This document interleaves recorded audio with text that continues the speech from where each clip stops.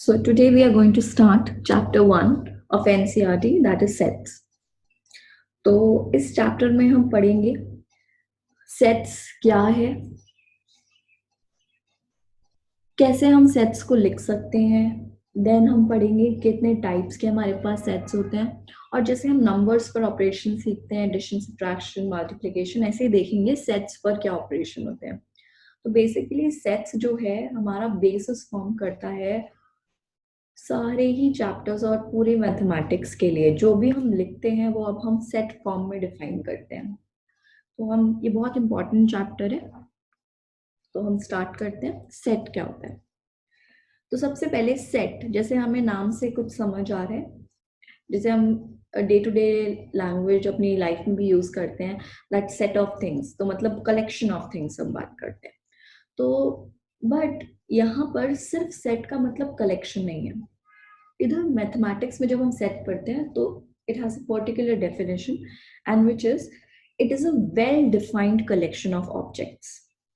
Well defined मतलब बहुत अच्छे से डिफाइन होना चाहिए। और क्या होता है, कलेक्शन ऑफ ऑब्जेक्ट्स। ऑब्जेक्ट्स मतलब कुछ भी एलिमेंट्स हो सकते हैं, आप कुछ भी बोल सकते हैं, कोई भी चीजें हो सकती हैं जिनकी कलेक्शन है, but it should be well defined. So here what does this well defined means? तो वेल डिफाइंड दो चीजें हैं जो हमें पता होनी चाहिए वेल डिफाइंड में। पहली चीज, वेल डिफाइंड का मतलब है कि जो मेरा सेट है उसमें जो भी है elements, I should be clearly able to distinguish कि कौन से एलिमेंट्स उस सेट में बिलोंग कर रहे हैं, आ रहे हैं, और कौन से सेट में नहीं है। तो ऐसा कोई कंफ्यूजन नहीं होना चाहिए माइंड में कि ये आ सकता है या नहीं आ सकता। एकदम क्लियर डिस्टिंक्शन होनी चाहिए, which all elements belong to the set and which all do not. कौन कौन से उसके मेंबर्स होंगे, कौन से उसके मेंबर्स नहीं होंगे। And second important thing in well defined is कि हर एक एलिमेंट जो होगा सेट का वो डिस्टिंक्ट होगा, वो अलग होगा। So these two things combined आपको बताता है वेल डिफाइंड। तो सेट क्या है? It is a well defined collection of objects और थिंग्स। और वेल डिफाइंड का मतलब है आपको बहुत क्लियरली बता पाना चाहिए कि कौन से एलिमेंट्स उसमें बिलोंग कर रहे हैं और कौन से नहीं। और दूसरी चीज, हर एक एलिमेंट जो भी सेट का होगा, हर एक ऑब्जेक्ट, हर एक मेंबर जो भी सेट का होगा, वो अलग अलग होंगे, डिस्टिंक्ट होंगे। तो हम क्वेश्चन से समझते हैं। जैसे मैंने आपको यहाँ पर कुछ कलेक्शंस दिए हैं ऑब्जेक्ट्स की, आप मुझे बताएंगे वो सेट फॉर्म करेगा या नहीं। So will this form a set? First, odd natural number less than 8। तो आपको पता है odd natural number less than 8 कौन कौन से होते हैं?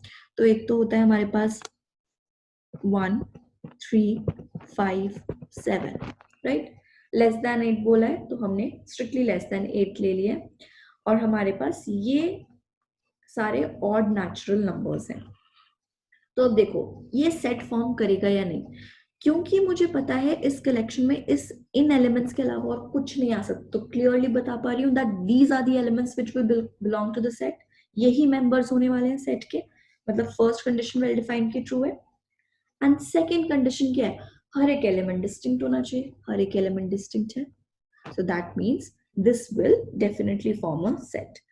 So yes, this will form a set because it is a well defined collection of odd natural numbers less than 8. ऐसे ही अगर मैं टेस्ट करूं कि collection of vowels in English alphabet set form करेगा या नहीं, तो आपको पता है वॉवल्स तो हमारे पास कौन कौन से हैं? We just have A, E, I, O, U, सिर्फ यही वॉवल्स है। तो मतलब only these 5 elements which will be belonging to the set, इनके अलावा और कुछ नहीं आ सकता। तो क्लियरली बता पा रहे हैं ये एलिमेंट्स है और सारे डिस्टिंक्ट है। So that means this will also form a set. ये एक सेट फॉर्म कर लेगा। Third, the collection of all girls in your class. तो अगर हम कलेक्शन ले रहे हैं आपकी क्लास में जो भी लड़कियां हैं, तो क्या ये सेट फॉर्म करेगा? नाउ जितनी भी गर्ल्स प्रेजेंट है हमारी क्लास में वो हम क्लियरली बता सकते हैं that they are belonging to 11th standard and in this section. कोई कंफ्यूजन नहीं होगी कि ये 10th में तो नहीं है, कहीं ये 9th में तो नहीं है। 11th स्टूडेंट क्लास का बच्चा है, हम बता पाएंगे yes the girl belongs to 11th standard and हर एक लड़की एक दूसरे से अलग है, so that means this will also form a set, right? Then fourth, a collection of novels written by the writer Munshi Premchand. तो अगर मेरे पास कलेक्शन है नॉवेल्स का जो लिखी है मुंशी प्रेमचंद ने, तो क्या वो सेट फॉर्म करेगा? तो क्योंकि मुंशी प्रेमचंद के नॉवेल्स की बात हो रही है, तो हमें पता है मुंशी प्रेमचंद की कौन कौन सी नॉवेल्स हैं, वो ही नॉवेल्स हम लोग बात कर रहे हैं। तो मतलब क्लियरली डिस्टिंक्शन है कि these are the novels written by Munshi Premchand, right? And हर एक नॉवेल जो उन्होंने लिखी है एक दूसरे से अलग है, so definitely this will also form a set, yes. तो ये जो हमने कलेक्शन देखी, ये सारे सेट्स फॉर्म कर रहे हैं।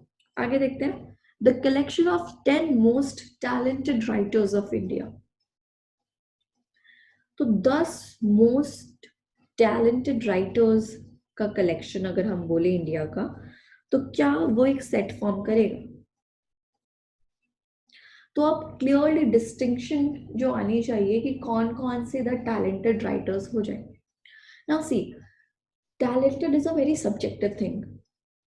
आप लोग सोच सकते हैं कि टैलेंट आपके हिसाब से कुछ है, आपके हिसाब से कुछ 10-5 लोग बहुत मोस्ट टैलेंटेड आपको लग रहे हैं, और मेरा परसेप्शन उसमें अलग हो सकता है। तो ये डिपेंड करता है ऑन पीपल टू पीपल कि मोस्ट टैलेंटेड 10 लोग उनके हिसाब से कौन है। तो बट वेल डिफाइंड में तो पहली चीज ये होती है कि हमें क्लियरली बता पाना चाहिए कि यही लोग या यही एलिमेंट्स इस सेट को बिलोंग करेंगे। तो जब इन्होंने बोला 10 most talented writers of India, तो 10 मोस्ट टैलेंटेड तो is very subjective, so we can not say that this will form a set, right? तो सब्जेक्टिविटी कहीं नहीं आनी चाहिए, क्लियर डिस्टिंक्शन होनी बहुत जरूरी है, so that is why it is not forming a set. Next, a collection of most dangerous animals of the world. तो again most dangerous animals of the world अगर आप कलेक्शन लोगे, तो क्या ये सेट फॉर्म करेगा? अब most dangerous is also very subjective. किसी सिचुएशन में कोई एनिमल बहुत डेंजरस हो सकता है, किसी सिचुएशन में नहीं हो सकता है। आपके हिसाब से कोई एनिमल बहुत डेंजरस है, मेरे हिसाब से कोई दूसरा बहुत डेंजरस है। Again, it is very subjective. So this will again not form a set. तो सेट में हमें क्लियरली बता पाना चाहिए, that means it should be well defined. तो set is a well defined collection of objects or things. जैसे set of natural numbers, तो आपको पता है सेट ऑफ नेचुरल नंबर्स जो है उसमें नेचुरल नंबर्स आएंगे हमारे पास, right? 1 2 3 4 5 6 and so on. So set of natural numbers obviously एक सेट है। इसके लिए हमारे पास एक सिंबल होता है, कैपिटल एन से डिनोट करते हैं हम सेट ऑफ नेचुरल नंबर्स को। ऐसे ही set of whole numbers that is 0 1 2 3 and so on, that is written by W. Then set of integers, it is represented by capital Z. Set of rational numbers is represented by capital Q. Set of real numbers is represented by capital R. And set of complex numbers, that is represented by capital C. These are the symbols that we'll be using for set of natural numbers, whole number, integers, rational number, real number and complex numbers throughout. तो ये symbols आपको पता होने चाहिए। Then हम लोग जब भी सेट्स में कुछ भी एलिमेंट बोलते हैं कि बिलोंग कर रहा है, तो बार बार हम नहीं लिखना चाहते हैं belongs to in English. So there is a mathematical way of writing belongs to and does not belongs to, तो वो हम सीखते हैं। तो जब भी आप लिखना चाहोगे belongs to, so it is represented by this symbol, and does not belongs to, तो उसको हम कट कर देंगे, तो मतलब डज नॉट बिलोंग्स टू। तो एक क्वेश्चन करके देखते हैं इस पर। लेट्स से आपके पास एक सेट है 1 2 3 4 5 6, मतलब सेट के अंदर एलिमेंट्स हैं, these 6 elements are there. तो लिखा है इंसर्ट बिलोंग्स टू और does not belongs to in this space. तो हमें बताना है कि वो एलिमेंट्स बिलोंग टू है या does not belongs to set में। तो जैसे 5-A, तो मुझे देखना है कि 5 बिलोंग कर रहा है ए में, मतलब 5 प्रेजेंट है ए में। सो 5 डज बिलोंग्स टू ए, सो हम लिख देंगे 5 बिलोंग्स टू, राइट, सिंबल लगा देंगे। Then is zero does zero belongs to A, तो मतलब क्या जीरो प्रेजेंट है सेट ए में, तो हम जीरो तो नहीं देख सकते सेट ए में, सेट ए में सिर्फ 1 2 3 4 5 6 है, तो हम लिख देंगे zero does not belongs to A. This is mathematical way of writing belongs to और does not belongs to. Then 10, does 10 belongs to A, तो 10 भी नहीं प्रेजेंट है, तो हम लिखेंगे 10 does not belongs to A. And does 2 belongs to A, yes 2 does belongs to A. तो हमने सीख लिया बिलोंग्स टू और डज नॉट बिलोंग्स टू हम कैसे लिख सकते। तो हमें सेट्स की डेफिनेशन क्लियर है, राइट हमने सीख लिया एलिमेंट बिलोंग कर रहे हैं या नहीं कर रहे हैं वो कैसे लिख सकते हैं। अब हम सीखना चाहते हैं how to represent a set, मतलब अगर सेट में खुद लिखना चाहूंगी तो पता कैसे चलेगा कि सेट लिखेंगे कैसे, तो वही पढ़ रहे हैं हम। Next, method of representing sets, so we have two methods of representing sets, एक होता है रोस्टर फॉर्म और एक होता है सेट बिल्डर फॉर्म। इन्हीं दो फॉर्म्स में हम सेट्स को लिख सकते हैं। So first, roster form. तो जब भी हम रोस्टर फॉर्म में एक सेट को लिखना चाहते हैं तो हमें 3 चीजें माइंड में रखनी है। पहली, हर एक एलिमेंट जो सेट में बिलोंग करेगा वो हमें उधर लिखना होगा। देन हर एक एलिमेंट को सेपरेट करना होगा कॉमा से, और हम उनको कर्ली ब्रेसेस के अंदर रखते हैं, वो सारे ही एलिमेंट्स को हम रखते हैं कर्ली ब्रेसेस के अंदर। So that will be the roster form of writing a set. तो रोस्टर फॉर्म में क्या होता है, you will list all the elements, separate them with commas and put them within the curly braces. So that will be the roster form. अभी example से समझते हैं। For example मुझे लिखना है solution set of the equation x square plus x minus 2 equals to 0 in roster form. इसका solution set लिखना है, तो मतलब जो भी इसके solution आएंगे उनको set form में represent करना है। तो पहले इसकी सोल्यूशन निकालना जरूरी है। So let's find out its solution first. तो सोल्यूशन निकालने के लिए आप क्या करोगे, आप इसको सॉल्व कर लो। Solution for this is when you factorise it, this will give you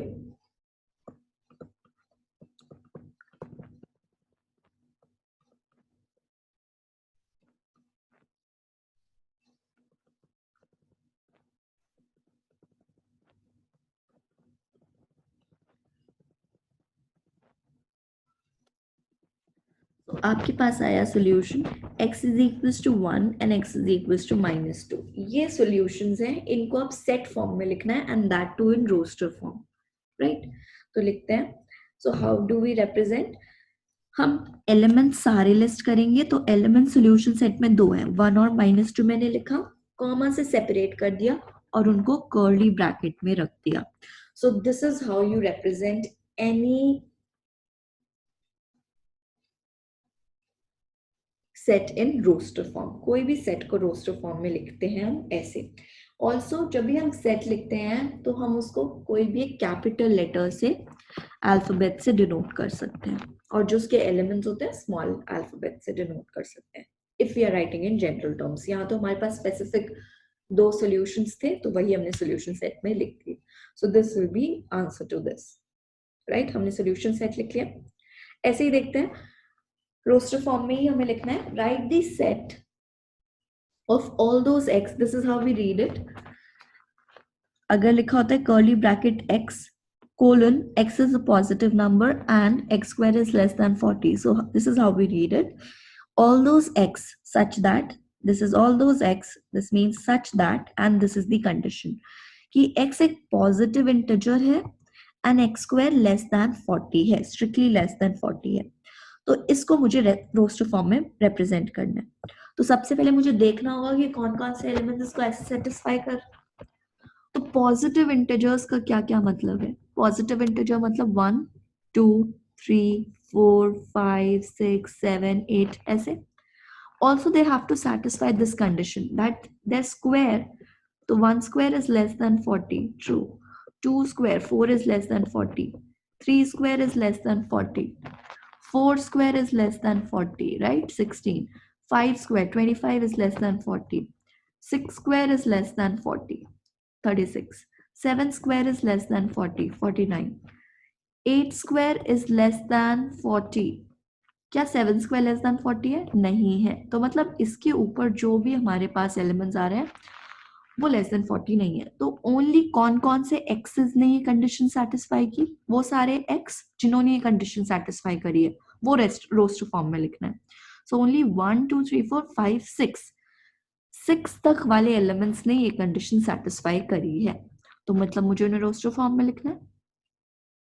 तो हम क्या करेंगे, we will list all the elements, वो सारे x लिखने हैं हमें, तो 1 2 3 4 5 6 सारे x लिख दिए, कॉमा से सेपरेट कर दिया और कर्ली ब्रैकेट्स के अंदर डाल दिए। लेट्स से इसको कैपिटल A से डिनोट कर दिया। So this will form the set of all those x where x is a positive integer and x is strictly less than 40, and this is we have written in roster form, right?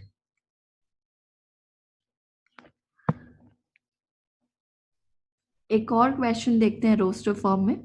You have to write the set of all letters in the word trigonometry in roster form. इसको roster form में लिख कर दिखाना है, तो लिखते हैं सारे लेटर्स जो हमारे पास यहाँ पर आ रहे हैं उनको रोस्टर फॉर्म में लिखना है। So first you will list all the elements, that is TRIGON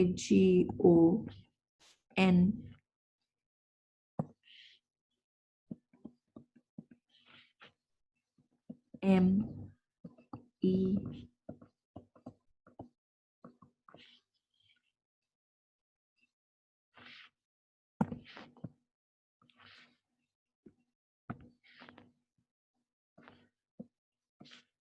now notice one thing, मैंने यहाँ पर 2 बार O आ रहे थे बट मैंने एक ही बार लिखा सेट में। Also T was repeating twice, हमने सिर्फ एक ही बार T लिखा। बाकी हमने सारे एलिमेंट्स लिस्ट किए, कॉमा से सेपरेट किए, कर्ली ब्रैकेट्स के अंदर लिखे हैं, बट जो भी रिपीट हो रहे थे एलिमेंट्स हमने उनको 2 बार नहीं लिखा है। ऐसा क्यों किया हमने? क्योंकि अभी हमने स्टार्टिंग में ही पढ़ा सेट क्या होता है, it is a well defined collection of objects, and well defined का सेकंड पॉइंट क्या था, ईच एलिमेंट इज डिस्टिंक्ट। तो जब भी हम सेट में एलिमेंट्स लिखते हैं and if elements are repeating then we always write them only once, सिर्फ एक ही बार लिखना होता है। सेट में हम कभी भी एलिमेंट्स रिपीट करके नहीं लिखते क्योंकि सारे एलिमेंट्स क्या होते हैं, distinct. So this is how you will write the elements और this set in roster form. Also अभी मैंने आपको बताया कि जब भी हम सेट को लिखते हैं तो हम कोई भी कैपिटल अल्फाबेट से डिनोट कर सकते हैं, ABC एनीथिंग, एंड जो उसके एलिमेंट्स होते हैं हम उसको स्मॉल लेटर्स से डिनोट करते हैं, राइट? जैसे यहाँ पर AB ABC, बट यहाँ पर मैंने TRIGO ये मैंने कैपिटल लेटर में ही रखा क्योंकि क्वेश्चन इन्वर्टेड कॉमास में गिवन था और वो अल्फाबेट्स ऑलरेडी हमें गिवन थे, तो हमने सेम वही बस अल्फाबेट्स वहां पर उठा कर रखे हैं। अदरवाइज अगर अल्फाबेट्स नहीं गिवन होते तो हम उनको स्मॉल लेटर से लिख देते। So this is how you represent any set in roster form. तो roster form में जब भी हमें sets लिखने हैं तो हम क्या करेंगे, हम पहले तो वो elements find out करेंगे, तो हम सारे elements लिखते हैं, कोई भी element छूटना नहीं चाहिए, then उनको comma से separate करते हैं और curly bracket के अंदर लिखते हैं। So this is the roster form of any set. Then there is another way of writing sets, that is set builder form. तो सेट बिल्डर फॉर्म क्या होती है?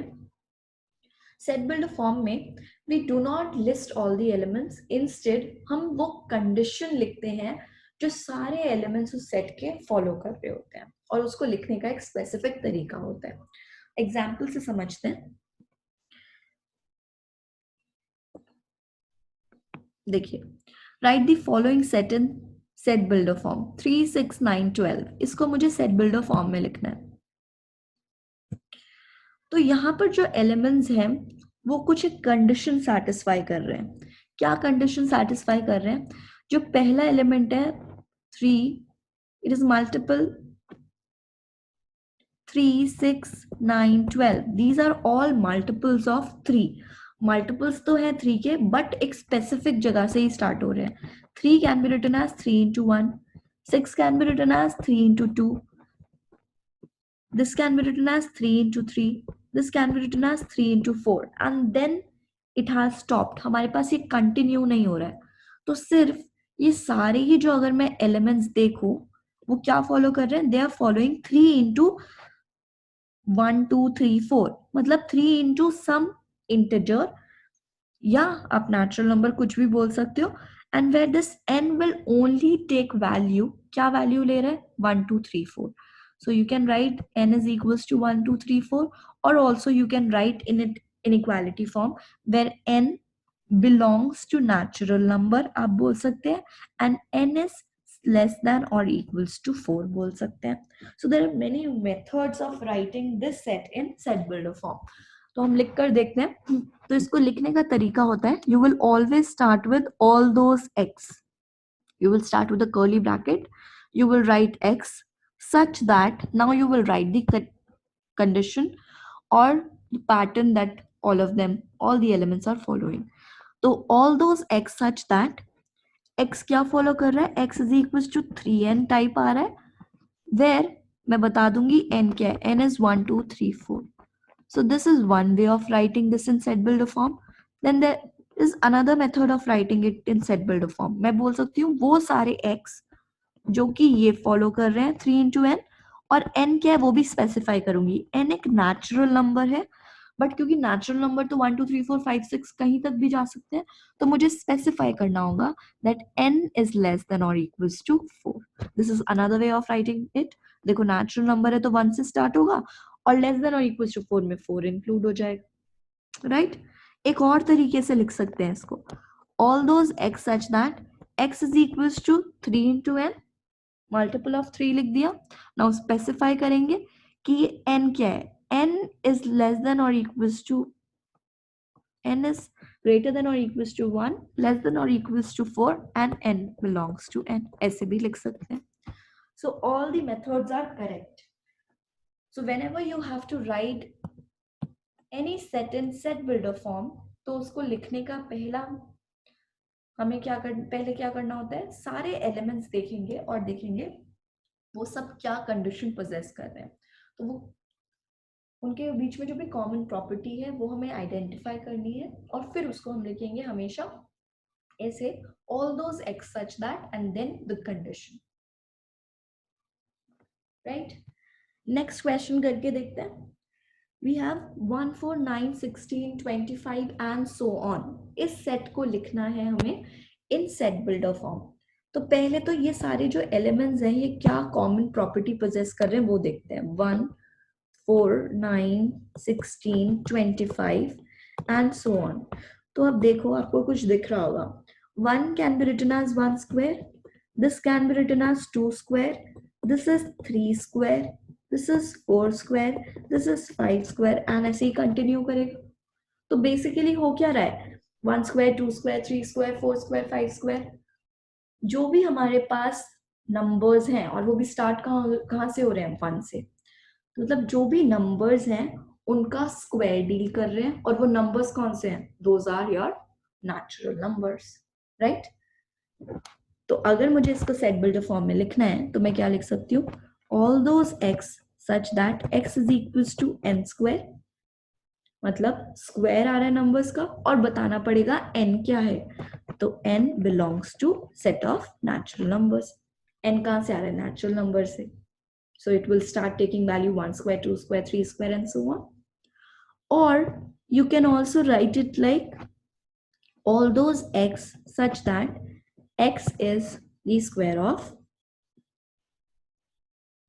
x is the square of natural numbers. ऐसे भी लिख सकते हैं, right. तब भी ये कंडीशन ट्रू है. तो हमने कॉमन प्रॉपर्टी देख ली सारे एलिमेंट्स की, और फिर उनको ही सेट बिल्डर फॉर्म में लिख दिया. फिर नेक्स्ट देखते हैं इसको हम सेट बिल्डर फॉर्म में कैसे लिखेंगे. तो आप पहले तो कॉमन प्रॉपर्टी देखो, इनकी क्या कॉमन प्रॉपर्टी है। तो आप देख सकते हैं ये फ्रैक्शन में है और न्यूमरेटर हम ऑब्जर्व करते हैं। पहले न्यूमरेटर जा रहा है 1 2 3 4 5 6 तक स्टॉप हो गया। एंड फिर डिनोमिनेटर आओ, जब 1 है तो नीचे 2 है, जब 2 है ऊपर तो 3 3 4, मतलब डिनोमिनेटर हमेशा न्यूमरेटर से एक ज्यादा है। So if you take numerator to be n, denominator is n plus 1, एक ज्यादा है ना। अगर n मैंने लिया 1 तो देखो डिनोमिनेटर क्या हो जाएगा 2, डिनोमिनेटर विल बी 2, तो n upon n plus 1 will be 1 by 2 which is the first element। तो ये कंडीशन तो ट्रू है। Now only thing is I need to specify what is n, मुझे स्पेसिफिकली बताना पड़ेगा n है क्या। तो n क्या है, नेचुरल नंबर है। आप देख सकते हो ऊपर नेचुरल नंबर है 1 2 3 4 5 6। ऑल्सो नेचुरल नंबर तो है पर वैल्यूज कहां तक लेगा, only till 6। So one way of writing this is all those x such that x क्या है n upon n plus 1 where n belongs to natural number and n is less than or equals to 6, 6 included है, right? या फिर आप इसको ऐसे भी लिख सकते हो all those x such that x is equals to n upon n plus 1 and specify कर दो that n is only taking values 1 2 3 4 5 6।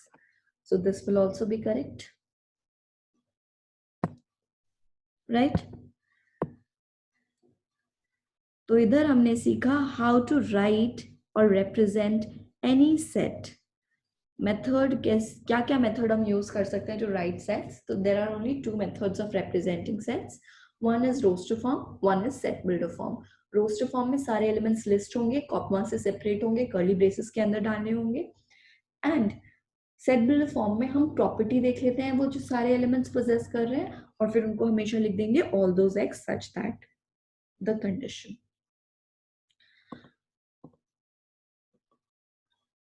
तो ये हमने पढ़ा set and methods of representing sets.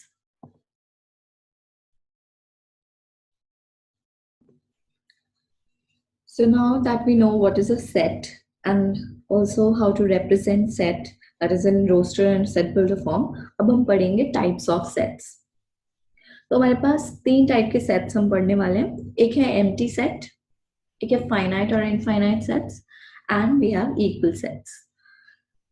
तो स्टार्ट करते हैं empty set से। तो जैसे नाम से ही समझ आ रहा है empty, तो खाली होना चाहिए। So a set which does not contain any element, जिसके अंदर कोई एलिमेंट नहीं है, उसी को हम empty set बोलते हैं या null set या void set बोलते हैं। और इसको हम represent करते हैं by set curly bracket के अंदर कुछ नहीं लिखना, that is an empty set notation। Also this symbol, this is called phi। तो ये भी हमारे पास empty set को denote करता है।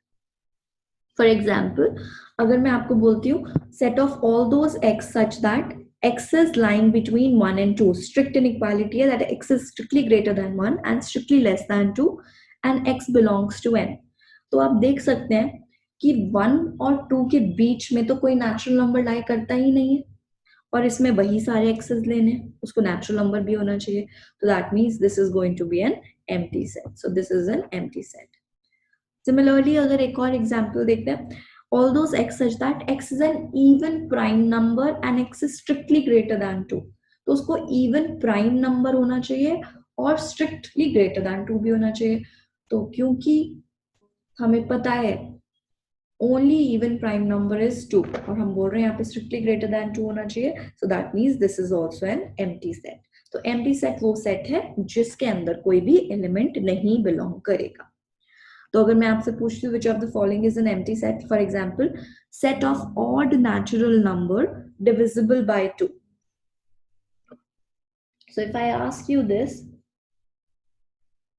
set of odd natural number divisible by 2, तो क्या ये empty होगा? क्या odd natural number divisible होते हैं 2 से? नहीं होते। मतलब क्या इस सेट में कोई भी एलिमेंट आएगा? कोई भी एलिमेंट नहीं आएगा. So that means this is an empty set. It is an empty set, right? ऐसे ही set of even prime number, अगर set of even prime number deal करेंगे तो इधर 2 आ जाएगा. तो is this an empty set? So no, this is not an empty set, right?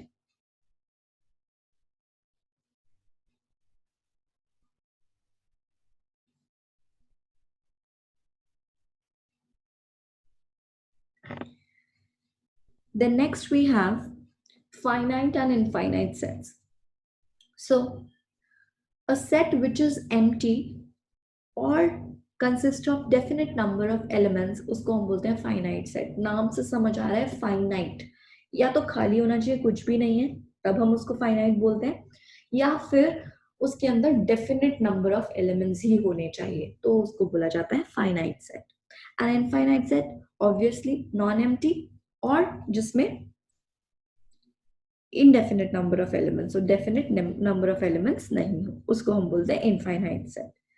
तो देखो यहाँ पे मैंने 4 सेट्स लिए हुए हैं. Let's say A set 1 2 3 4 5.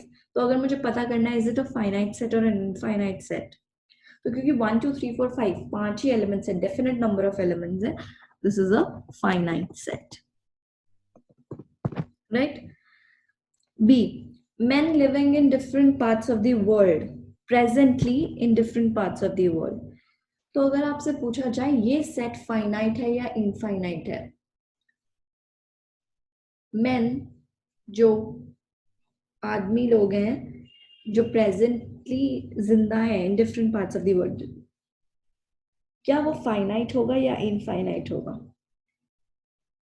तो क्योंकि पॉपुलेशन की बात कर रहे हैं और प्रेजेंटली एक गिवन पॉइंट ऑफ टाइम में हम लोग इंसान की बात कर रहे हैं, तो वो कभी भी इनफाइनाइट नहीं हो सकती, वो हमेशा डेफिनेट नंबर ही होगा. सो this will be a finite set again, right? C, set of points on a line.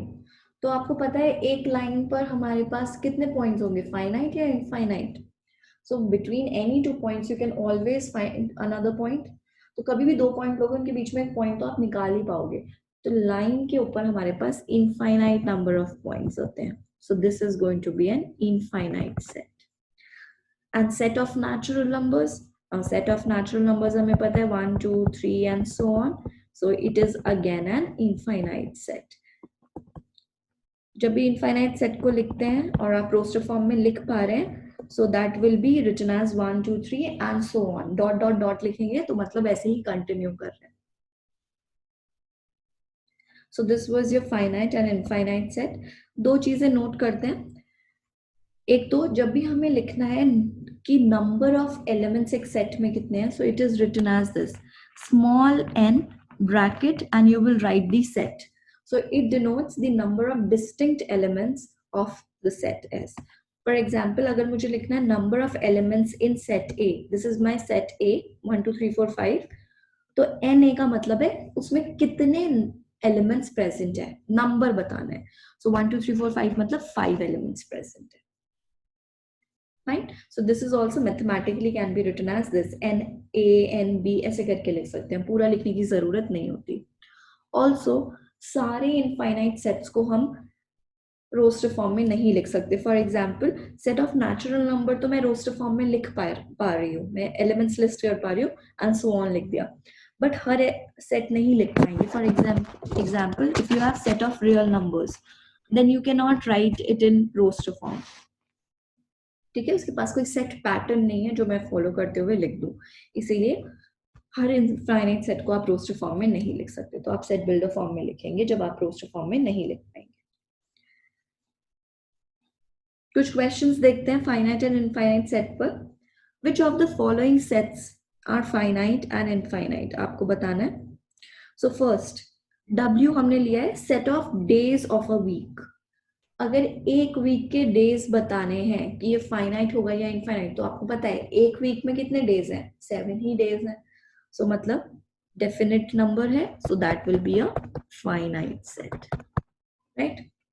1 2 3 4 5 6 so on till 100, will it be a finite set or infinite set?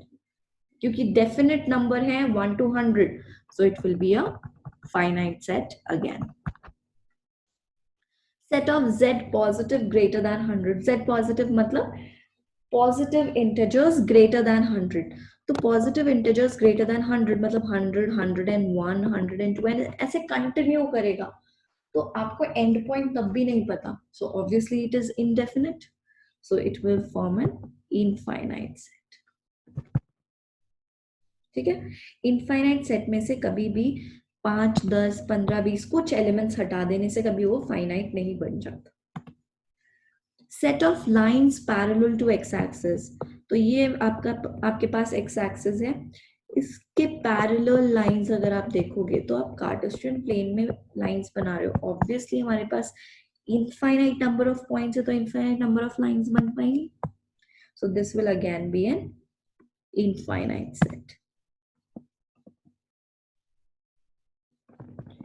Set of multiples of 5, तो multiples of 5 अगर आप लोगे so it will be 0, 5, 10, 15 ऐसे continue करेगा, कहीं stop नहीं होगा, right क्योंकि कुछ नेचुरल नंबर वगैरह भी मेंशन नहीं किया, तो -5, -10 एंड सो ऑन कंटिन्यू करेगा. So this will again form an, क्या होगा ये, this is also an infinite set, right. तो हमने दो टाइप के सेट्स पढ़े, equal sets and finite and infinite sets. Next we have equal sets. तो नाम से पता चल रहा है सेट्स को इक्वल होना चाहिए, सेम होना चाहिए. तो two sets A and B are said to be equal if they have the same elements. Same, जो पहले एक सेट में एलिमेंट है वही सेम दूसरे सेट में भी एलिमेंट होने चाहिए. तो same number and also the same element should be present, उनको हम बोलते हैं इक्वल सेट्स. और हम लिखेंगे इक्वल्स टू बी मतलब इक्वल है, और नहीं है तो A is not equals to B. Example, अगर A सेट है 1 2 3 4 एंड B सेट है 2 3 4 1 4, तो आप देख सकते हैं सेम ही एलिमेंट्स है हमारे पास, क्योंकि ऑर्डर मैटर नहीं करता है सेट में. जब भी हम लिखते हैं आगे पीछे लिख सकते हैं, एलिमेंट्स तो वही आ रहे हैं ना 1 2 3 4, तो दोनों सेट्स क्या है हमारे पास, इक्वल सेट्स है. तो आप बताइए, are these sets equal? X है set of letters of the word alloy, तो अगर सेट लिखोगे तो it is going to be ALOY. Remember we do not repeat the elements in a set, तो मैंने L एक ही बार लिखा है. सिमिलरली Y के लिए अगर लिखोगे so it's going to be LOYA, right. And if you compare, दोनों में सेम ही एलिमेंट्स है, सो मतलब both the sets are equal sets, right. Next देखो, A set of multiples of 10, multiples of 10, 10, 20, 0, 30 and so on आएगा.